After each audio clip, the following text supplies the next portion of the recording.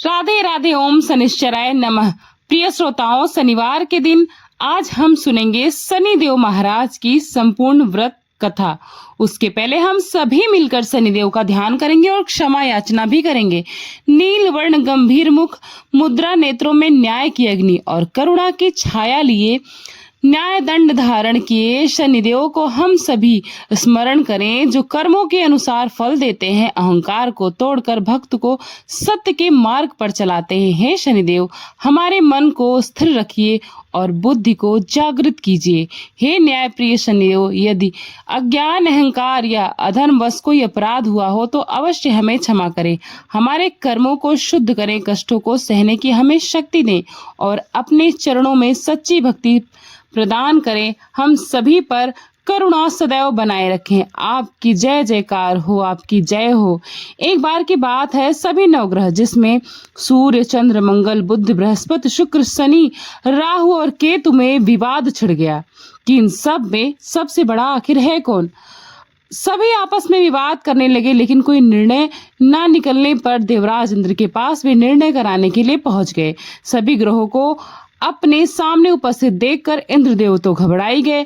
फिर उन्होंने निर्णय में अपनी असमर्थता दिखाई, परंतु उन्होंने यह भी सुझाव दिया कि इस समय पृथ्वी पर राजा विक्रमादित्य का राज है, जो अति न्यायप्रिय हैं। वे इसका निर्णय अवश्य कर देंगे। तब सभी ग्रह एक साथ राजा विक्रमादित्य जी के पास पहुंचे और अपना विवाद उन्हें बताया। साथ ही निर्णय करने के लिए उनसे अनुरोध किया। राजा विक्रमादित्य इस समस्या से चिंतित थे, क्योंकि वे जानते थे कि जिस किसी को भी छोटा बताया वह क्रोधित हो ही उठेगा।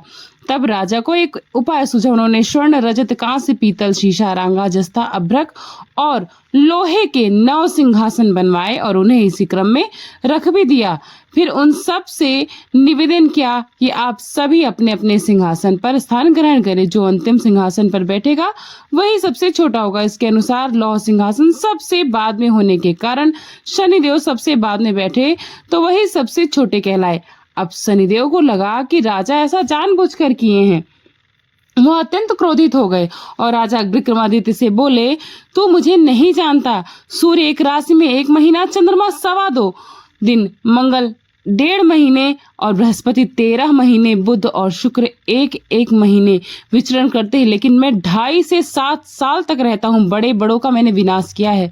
श्री राम की 7.5 आई तो उन्हें वनवास हो गया, रावण की आई तो उन्हें लंका को वानरों की सेना से हारना पड़ा। अब तुम सावधान होकर रहना। ऐसा कहकर क्रोधित होकर शनिदेव जी वहां से चले गए और तब अन्य ग्रह भी खुशी खुशी चले गए। कुछ समय बाद राजा की 7.5 आ ही गई। तब शनिदेव घोड़ों के सौदागर बनकर वहां पर आए। उनके पास कई सारे बढ़िया सुंदर घोड़े थे। राजा ने यह समाचार सुनकर अपने अश्वपाल को अच्छे से घोड़े खरीदने की आज्ञा दी। उसने कई अच्छे घोड़े खरीदे और एक सर्वोत्तम घोड़े को राजा की सवारी करने को दे दिया। अब जैसे ही राजा उस घोड़े पर सवार हुए, वह घोड़ा सरपट वन की ओर भागा और घने जंगल में पहुंचकर वह वहीं पर अंतर्ध्यान हो गया। अब राजा भूख प्यास से व्याकुल भटकते रहे। तब एक ग्वाले ने उन्हें पानी पिलाया। राजा खुश होकर उसे अपनी एक अंगूठी दी। वह अंगूठी देकर राजा अपने नगर को चल पड़े। वहां उन्होंने अपना नाम उज्जैन निवासी बताया और उन्होंने एक सेठ की दुकान में रुककर जलपान किया। संयोग से उस दिन उस सेठ की बहुत बिक्री हुई। अब सेठ रूप बदले हुए राजा विक्रमादित्य को अपने साथ घर ले गए। वहां पर राजा ने खूंटी पर देखा कि एक हार टंगा हुआ है, जिसे खूंटी निगल रही है। देखते ही देखते थोड़ी देर में पूरा का पूरा हार ही गायब हो गया। तब सेठ ने वापस आने पर देखा कि अरे, हार तो गायब हो गया। सेठ ने समझा कि वीका यानी कि राजा विक्रमादित्य ने ही उसे चुराया है। फिर तो सेठ ने कोतवाल के पास उन्हें पकड़वा दिया। अब उस नगर के राजा ने भी राजा विक्रमादित्य को चोर समझकर उनके हाथ पैर कटवा दिए और नगर के बाहर फेंकवा दिया। वहां से एक तेली निकल रहा था, जिसे उन पे दया आ गई। उन्होंने उन्हें अपनी गाड़ी में बिठाया और वह अपनी जीप से बैलों को हाँकने लगा। उस समय तक राजा आदित्य पर शनि की दशा समाप्त हो गई। वर्षा ऋतु आने पर राजा मल्हार राग गाने लगे। जिस नगर में थे, वहां की राजकुमारी मनभाविनी को उनका गाना इतना पसंद आया कि उन्होंने मन ही मन प्रण कर लिया कि वह उस राग गाने वाले से ही विवाह करेंगे। राजकुमारी ने दासी को राग गाने वाले को ढूंढने के लिए भेजा। तब दासी ने बताया, वह तो एक चौरंगिया अर्थात अपाहिज है, परंतु राजकुमारी नहीं मानी। अगले ही दिन वह भूख प्यास त्याग कर अनशन पर बैठ गई कि विवाह करेंगी तो उन्हीं से, अन्यथा वो नहीं करेंगी। बहुत समझाने पर भी राजकुमारी बिल्कुल राजी नहीं थी, तो राजा ने उस तेली को बुलावा भेजा और विवाह की तैयारी करने को कहा। फिर तो उनका विवाह राजकुमारी के साथ हो गया।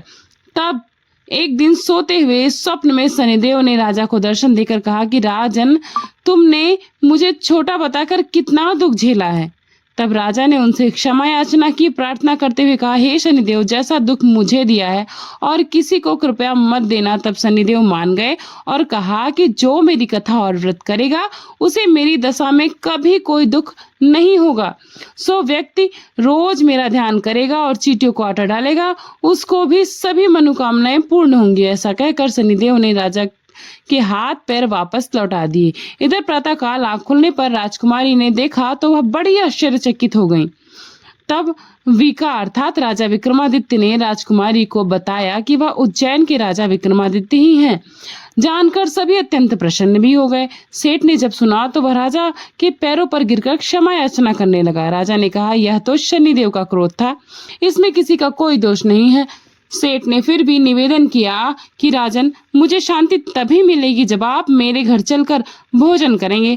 तब सेठ ने अपने घर तरह तरह के व्यंजन पकवान से राजा का आदर सत्कार किया। सभी ने देखा कि जो खूंटी हार निकल गई थी वही खूंटी उसे बुगल दी। सेठ ने अनेक मोहरे देकर राजा विक्रमादित्य का धन्यवाद किया। इसके बाद राजा रानी को लेकर अपने राज्य वापस लौट गए, जहां पर उनका खूब आओ भगत धूमधाम से स्वागत भी किया गया। राजा विक्रमादित्य ने कहा कि उन्होंने शनिदेव को छोटा बताया था, लेकिन वे तो सर्वश्रेष्ठ हैं। तब से राजा विक्रमादित्य ने राज्य में अपने शनिदेव की पूजा और कथा कराने की रोज घोषणा कर दी। शनिदेव की यह दिव्य और प्रेरणादायक कथा अब पूर्ण होती है। जिन्होंने भी श्रद्धा से इस कथा को सुना है, उन्होंने न केवल शनिदेव की कृपा प्राप्त की, बल्कि अपने पापों को भी क्षय किया है। कथा श्रवण करने का यही संदेश है कि जो जैसा कर्म करता है वैसा ही फल पाता है। इसीलिए शनिदेव को न्याय का देवता कहा गया। पर शनिदेव यदि कृपा कर दे तो दुर्भाग्य भी सौभाग्य बन जाता है। तो आइए हम सब मिलकर शनिदेव से विनम्र प्रार्थना करें। हे कर्मों के न्यायाधीश शनिदेव, हमारे अच्छे बुरे सभी कर्मों को क्षमा करें, हमें सही राह दिखाइए, हमें जीवन से संकट, दरिद्रता, रोग और शत्रुता को दूर कर धैर्य, विवेक, संयम और सफलता प्रदान कीजिए। शनिदेव की कथा सुनने मात्र से मनुष्य को चंद्र दोष, राहु केतु की बाधाएं और समस्त शनि पीड़ा से मुक्ति मिल जाती है। जो हर शनिवार को इस कथा को श्रवण करते हैं, शनिदेव उनके जीवन की नैया अवश्य पार लगाते हैं। ओम शनिश्चराय नमः का जाप करते हुए कथा को यही विराम देते हैं। और आप सभी को यह कथा अगर अच्छी लगी हो तो जरूर बताइएगा। मिलते हैं नई कथा के साथ नए वीडियो में। तब तक के लिए धन्यवाद। Thanks for watching Purnima Keshav blog.